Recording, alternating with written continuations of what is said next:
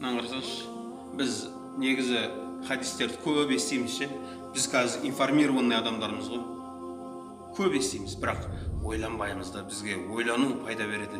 Бізде неге өзгеріс жоқ десе, біз естіп жатырмыз, бірақ ойланып жатқан жоқпыз, біз ақыл жүгіртіп жатқан жоқпыз да.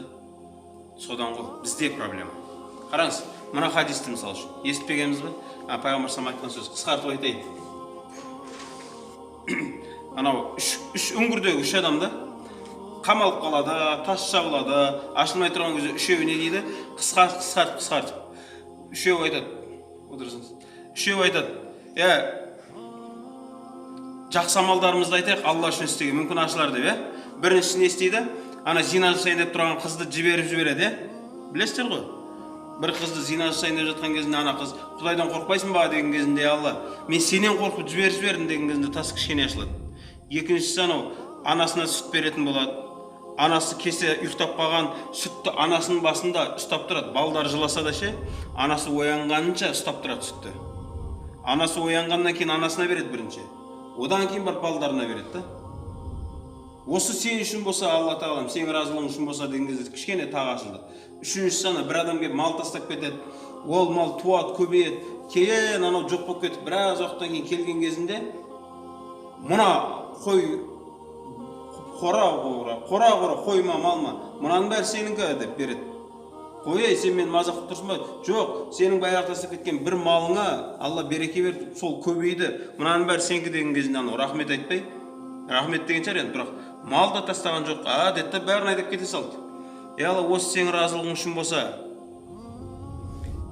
ашшы бізді мына жерден құтқар, шығар деген кезінде тас жылжыды да, үшеуі де шығып кетті ол жерден. Қараңыздар, жігіттер, үшеуін Алла тағала разы болып, мына қапастан шығаруына не себеп болды? Олардың оқыған намаздары емес, тұтқан оразаларын айтқан жоқ олар, зекеттерін емес. Қараңыз, оларды қапастан шығарған адамдармен болған мәмілесі. Қарасаңыз, үшеуінің де айтып тұрған тарихын қараңызшы. Біз бұл хадисті естігенмізді, бірақ қарасаңыз, бұларды шығарған нәрсе Алла разы үшін болған нәрселер деп келеміз да.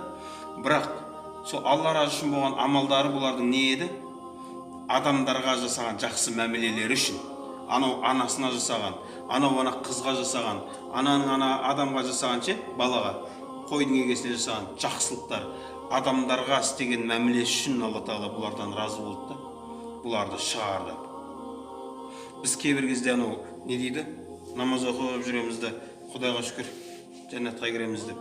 Құдай кіргізсін жәннатқа. Жігіттер, бұл жерден түсінетін нәрсе намаз оқу маңызды емес деген нәрсе емес. Алланың разылығын табу үшін істелетін нәрселердің біріншісі намаз оразалар. Бірақ омен де қатып қалуға болмайды.